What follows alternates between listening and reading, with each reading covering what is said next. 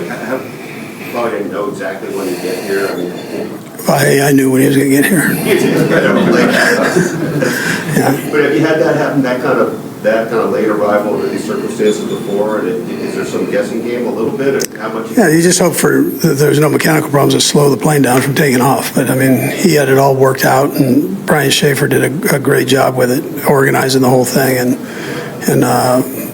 making it work. You know, so. Coach, you mentioned Leo's play. It seemed like a big momentum play too. Yeah, it was big. I thought it was just all the way around, momentum included. But I mean, spectacular play. Period. Athletic.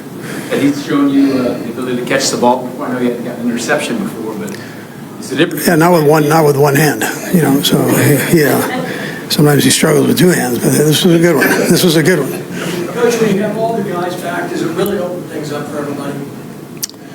Well, it did today. So the speed was good, and Pat's got trust. He's developing. I mentioned that he's developing more trust in 5 and more trust in 80, and so now you add one into the mix who he's already got time with, game time. I think that's important. So I think that just kind of brought it together, and they fed off of each other's success there. Coach, Rashawn Smith got more touches today. What do you see from him in the running back room?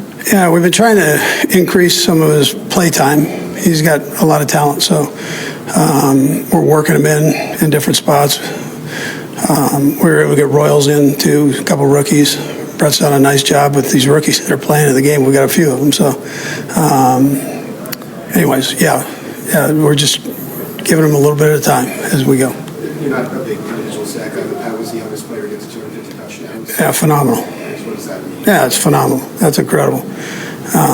Whatever you write good about him, he deserves, man. I'm gonna tell you, you can give him everything.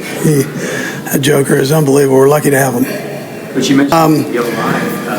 I don't have a whole lot to tell you about the injury part of it. I think we came out fairly clean there. My hat goes off to our fans for the job they did today, man. They were unbelievable, loud, aggressive, and we appreciate all that. Also to the Ravens and John, you know, he's got a team that's a little bit banged up right now, and he's battling through that. We put up a great fight today, and I'm glad things worked out, obviously, the way they did. I was proud of our big guys on both sides of the ball. I thought they played well, and they knew coming into this game here that it's always going to be physical. Doesn't matter who's playing on either side, but it's going to be a physical game, and I thought our guys stepped up and came through in that area. Pat had a big day. Good to get Worthy back in there in the mix. He had a big day. Kelce, likewise, and Pat hit a bunch of different receivers, which I think was a positive, and the run game got going. With Pacheco. So all in all, a good day offensively, and then defensively, I thought right from the get-go, after that first drive, that we just put our foot down. Spags had a nice plan there, and the guys executed. It was great to get Chris back. His aunt died, and it was good to get him back here. Most of all, to celebrate her life, and then work his way back, wanting to be here with his teammates. Leo. Interception was incredible. Just as being a football fan, that was an incredible play. I'm proud of him and the job that he did. And then holding Derek to the yards that we did, he's a beast, and we were able to take care of him there. So, and then special teams, I thought all the way around, special teams was good. Button missed a 56-yarder, but that's 56 yards, So we've gotten spoiled, but he's fine, and we'll get right back in the swing there. He did with the last two. So I think I hit everybody. So time's yours. Andy, a lot of things made the offense go better, but I wonder if you could elaborate a little bit on Worthy and what his presence does to change the dynamic a little bit. Yeah, well, I thought Matt used him the right way, and put him in great positions, and then Worthy didn't flinch at all. People were worried about the shoulder and so on, but right from the start, he gets the first play and goes, and that's the way he's approached his rehab and everything else, and I'm glad he came out, healthy. But I thought the way Nags used him was smart job there. It seemed like Patrick was especially in the zone today, I guess, for lack of better terms. What do you think led to that? Yeah, I think having all those guys there, that helps. I mean, you start getting guys back in there and mixing it up. I thought the offensive line protected him, well for the most part. So he feels good. Andy, go ahead. I was going to say, were you confident Chris was going to be here in time? And I guess it came down pretty close. Yeah, it was close. I mean, listen, he had to do what he had to do there. I mean, that's not something you plan on or anything else. So you take care of that first, and then the game kind of comes secondary, when you start dealing with life and death. Andy, just from a managing the situation perspective. Pretty clean, penalties and stuff like that. He had gone back and graded everything, but that's kind of the progress you've been looking for throughout the year. Yeah, listen, you've got to be able to do that to play against this team. You've got to be able to handle the front part of it, and I thought the guys did some good things. I'll go back, look at it, and see what was real and not real. But I felt pretty good coming out of it. But we'll see. By extension, short yardage situation seemed to be pretty solid. Yeah. Offensive line. Yeah, they did. Yeah, absolutely. Yeah, they were getting after it a little bit up front. So it's great competition. These two teams. Yeah, I mean, it's the competition you love. I mean, that's why we're in this thing. So. Ravens came in scoring at least 30 points game so far. Can you say about Steve's plan? Yeah, he had a great plan. Great plan. You take that first drive out, and then that last run. I mean, and he had a good day. So I mean, he got so mad after that last run, he about jumped out of his shoes. So, but he's and his coaches too. I don't want to slight the other guys either, but they've all done a nice job there defensively, and I'd say the same thing with the offensive guys and special teams too. So. All right, great. The Baltimore Ravens entered Week 4 already reeling and left it battered, bruised, and staring down a season that seems to be slipping away. Their 37-20 loss to the Kansas City Chiefs wasn't just another mark in the loss column. It was a gut punch that left fans and analysts wondering just how much more this team can take. Lamar Jackson, the heartbeat of the Ravens, went down with a hamstring injury mid-third quarter, and with him went much of the hope for a miraculous turnaround. The Chiefs, led by Patrick Mahomes, looked every bit the reigning champions, slicing through Baltimore's defense and piling up 4 touchdowns, leaving little doubt about who owned the field that Sunday. Justice Hill managed a late score for Baltimore. But it was little more than window dressing on a game that was decided well before the final whistle.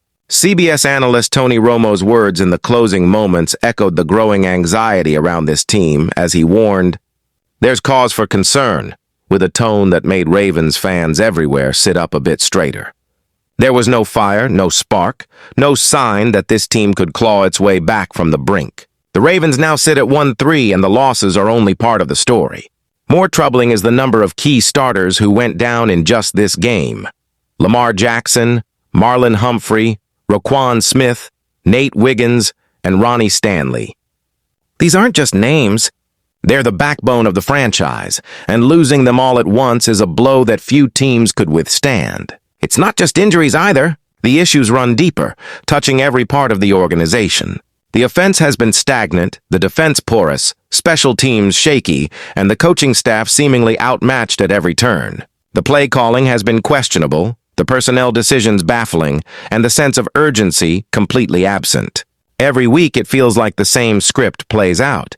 The Ravens get out-coached, outplayed, and out-hustled, with little adjustment or fight shown in return.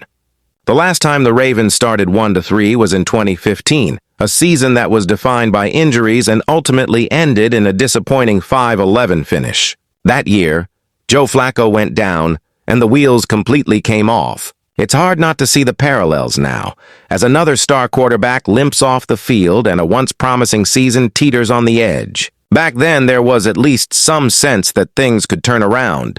But this year, with the AFC stacked and the Ravens looking lost, hope is in short supply.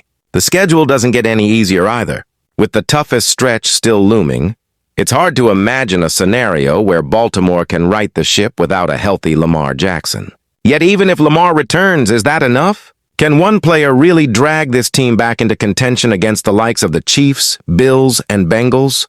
The AFC is loaded with talent, and right now the Ravens look like they're running in quicksand. If you're finding this breakdown eye-opening, hit that subscribe button for more updates and insights. Injuries are never an excuse, but the coaching staff isn't blameless here.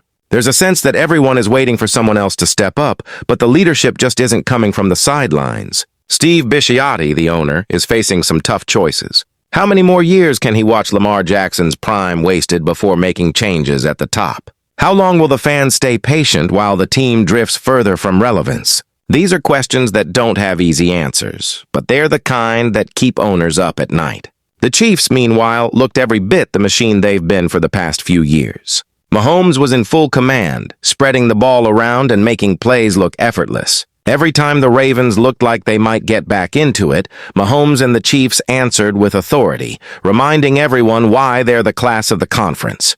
It's not just the losses that sting for Baltimore.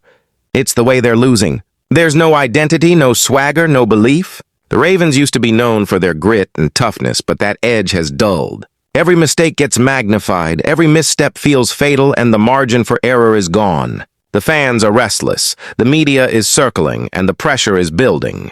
The locker room is filled with questions and not enough answers. Every season has its ups and downs, but this feels different. There's an urgency now, a sense that things have to change and fast.